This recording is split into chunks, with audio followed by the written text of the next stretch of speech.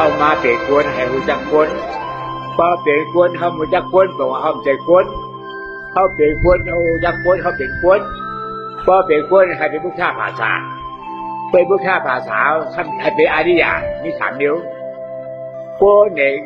ในการของสาดีมนุษย์ชาติใจเขาในคนเมียถึงเปรตสังให้เขามือเขาคนนี่เจอเขาให้ขายให้ดีโดนเล่กันเนี่ยคนมือว่าดาเนี่ยสุเรียมิริยะไม่จ่าปาตาเท้าหนาวไว้แล้วมันนี่ทานดีเปิดเฮิร์ตกระปันไปที่วันเมื่อกินเดาคนเนี่ยบ้านไทยนะถูกเทศเดียวเทศใต้ปานาดีบาเท้าไว้แล้วมันนี่ชิกาบาดานบาดิยามีทานดีเทศดีจำไม่วานกับเด็ดป่าทานหลายคนกันเนี่ยคนเนี่ยใจบ้านใจคนเนี่ยจังหวัดที่ว่าหือว่าตัวสองกินข้าวชุกนอนในผ่านเว้ยป่าดีว่ามันดุชามาบอกการไปว่าคนบอกการไปว่าคนใช้คนแจ่มใจใช้คนแจ่มใจ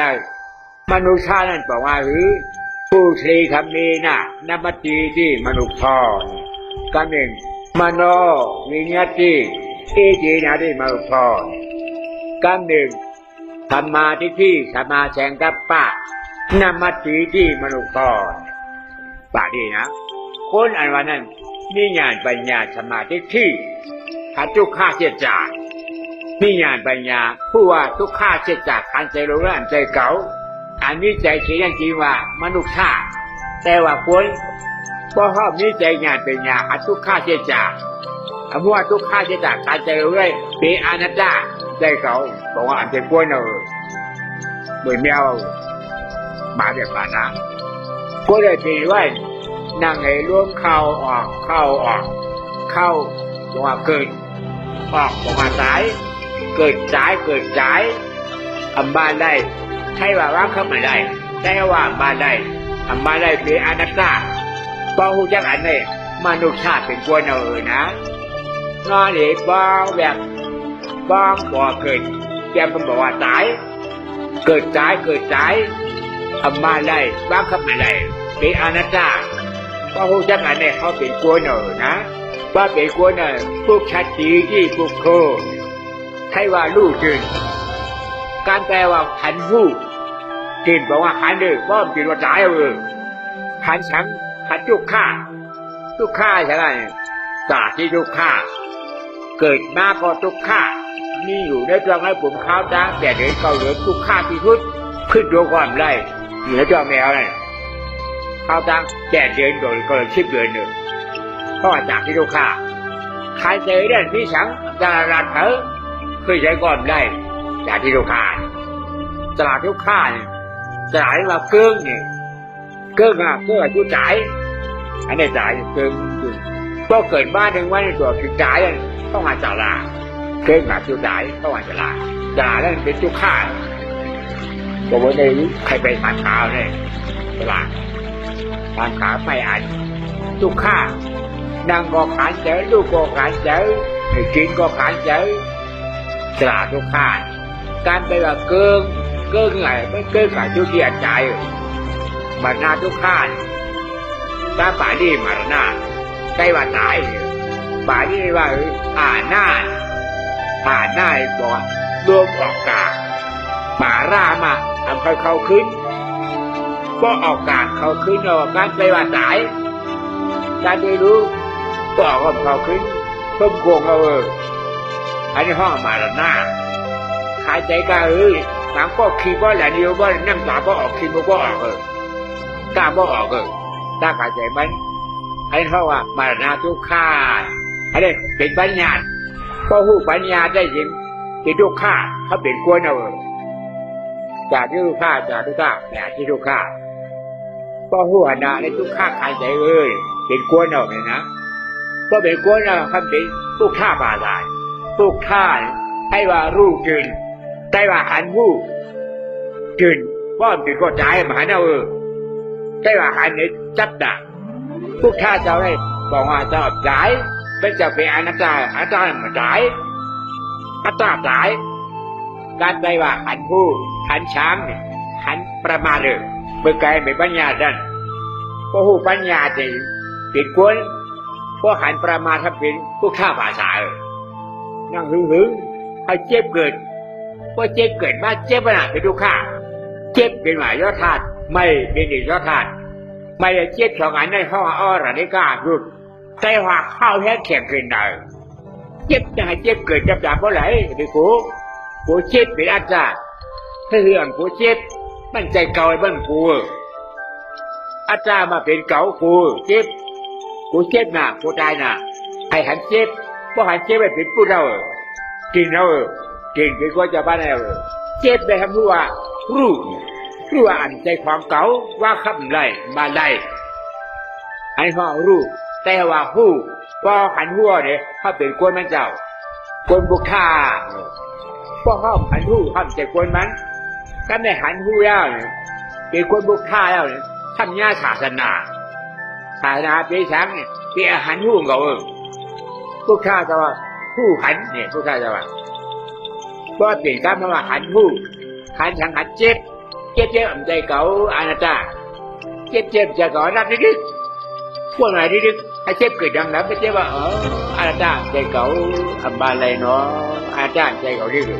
อันนี้ญาศาสนาแล้วป้อนญาศาสนามาโหได้ไปอันใดย้อนกว่าคำเดียวว่าป้อนใจคนอันเป็นพวกท่าภาษาอันญาศาสนาอย่างได้ย้อนมาโหแต่ย้อนอยู่เหมือนเจ้ากำไรไม่ถึงไปเท่าเพื่อนผ่านเจ้าแล้วไม่ใช่นาทีบันเก่าเฮ้ยก็ไม่ได้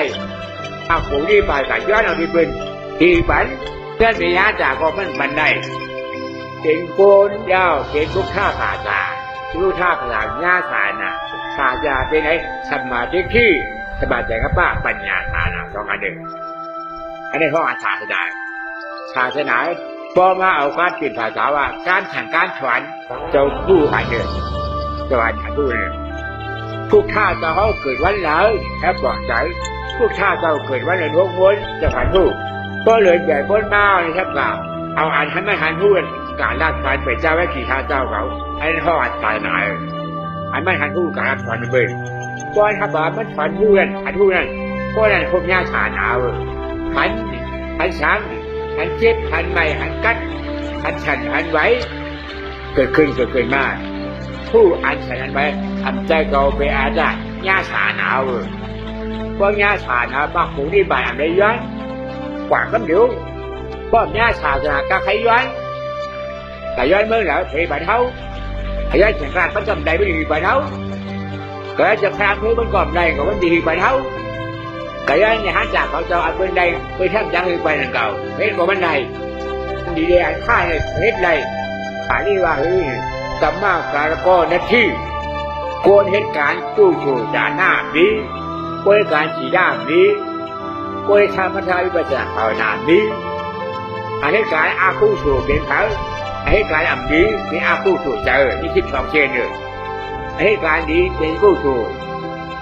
เหตุการณ์จากหน้าสีด้าเป็นใจกู้สู่นี่เปลี่ยนเช่นเหตุการณ์ธรรมชาติภาวนายุ่งหนอพ้องหนอเข้าหนอออกทำมีเก่าเช่นเหตุการณ์ดีเป็นกู้สู่เหตุการณ์หน้าให้สีด้าให้ธรรมชาตินะเป็นใจกู้สู่เช่นคนให้อันเจอคนตรงนี้เป็นเนื้อเป็นยาวเป็นดูเป็นเห็นคนมาเอาอะไรเฮ็ดก็เอาเนื้อเฮ็ดเนื้อจ้างนำให้เขาจ้างหรือว่าคนเนื้อก็โหเฮ็ดคนผู้จ้างกันเนื้อเขา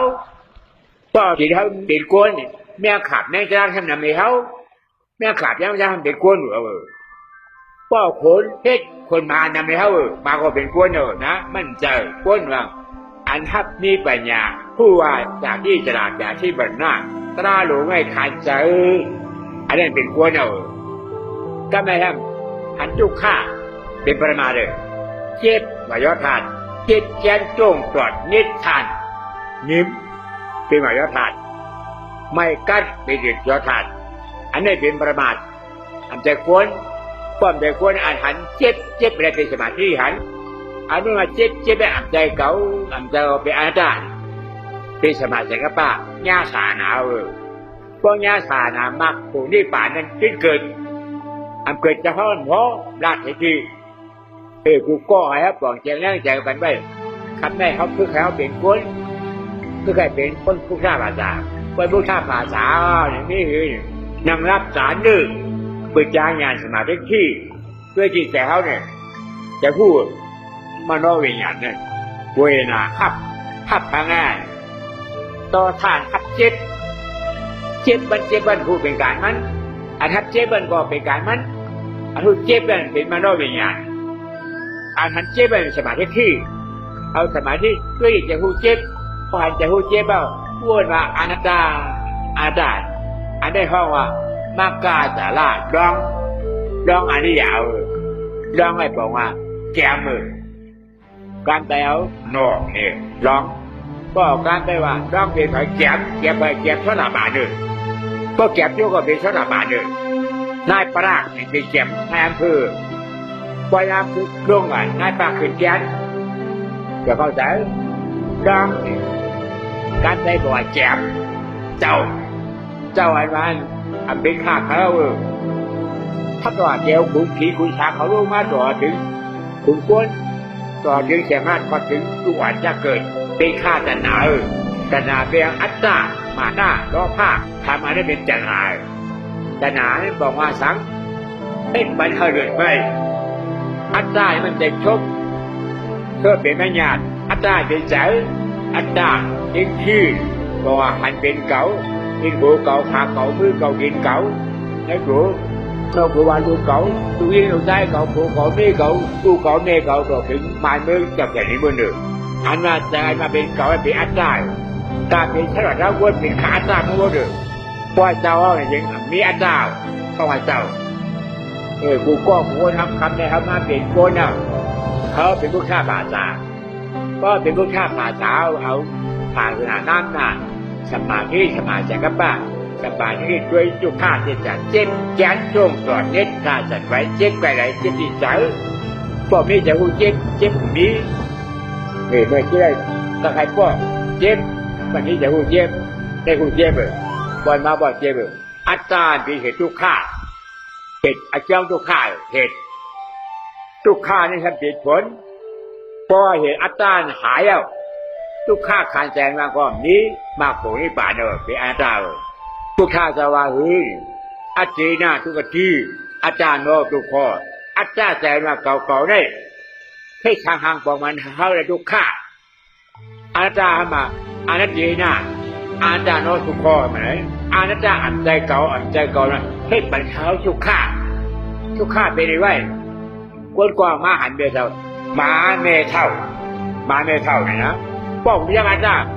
เราเป็นหมาเมเท่าเมื่อเป็นหมาเมนุ่มมาทองดูคบกับเราก็เย็นผู้จังอาจารย์หมาเมเท่ามามีเป็นอาจารย์ผู้เฮลเนี่ยก็เย็นเราอีหมาไอหมาทองดูคบกับเราอีหมามีอาจารย์ก็เย็นเราเนี่ยแล้วก็เย็นอาจารย์ให้ปัจจัยก็เย็นในตัวถึงในบ้านนะทำได้เป็นครั้งได้จริงพอหมดก่อนนั่งเฮ้ยมาอีกแล้วก็ไม่เย็นก็เย็นอันไม่อยู่เขามาทุกแคบนะได้มาขับตลาดได้บุกอย่างเขาแคบอันคนได้เท่าอยากแบบนั้นยืนที่ข้อนี้ที่เฉยไม่เพื่อปืนเนี่ยกันทำไม่ได้บอกเหมือนนั้นเนี่ยดึงโกนเดินผาปีเจองานไปอย่างผู้ว่าจากที่จะหลับจากที่ตาลงขีดเลยเป็นทุกข้าเป็นโกนก็แม่ผู้ข้าภาษาเป็นไผ่นี่ใจงานเป็นงานหันทุกข้าเจจาประมาทนี่จะงานเป็นงานทุกข้าเจจาขาดใจลงได้อัดใจต่อเป็นอาจารย์อันนี้เป็นคนมันเจ้าเลยนะก็เป็นคนมันเจ้าป่าเจ้ามันอ่ะเป็นคนมันป่าเจ้ามันเนาะคำได้เลยเขาอยากไหนก็นั่งไปกูก็ไม่ว่าจะพึ่งนั่งเจนั่งก็เอาแบบโบนขี้อะไรนั่งไม่ได้คันไม่คือจ่ายเขาคนตายเป็นจีว่าจ่าอัตตาตายเป็นไอเดียอะไรตายคนนี้คนหลังตายอัตตาใจเราเก่าตายเลยนะตอนกันได้ไหนฮะดีพับกรรมฐานนี้ไปกันนั่งหึงในช่วงเบนึงตักถึงอนัตตาพอช่วงข้อหนึ่งอ่านถึงอนัตตาเจ็บใจเก่าใจเก่าที่ก็เก่ามีเจ็บเป็นหายคำเดียวทานเนี่ยเก่านี่ทานเฮ้ยทานใจเก่ามีเก่านิดๆพอใจมาเก่าออกปากมันก็หายเลยนะเข้าใจกันกูก่อนเนาะเข้าใจกับคนเมื่อเนาะ เข้าใจเดียวนะคนเมืองเขาพุทธให้ใครรู้แค่พุทธให้คนเมือง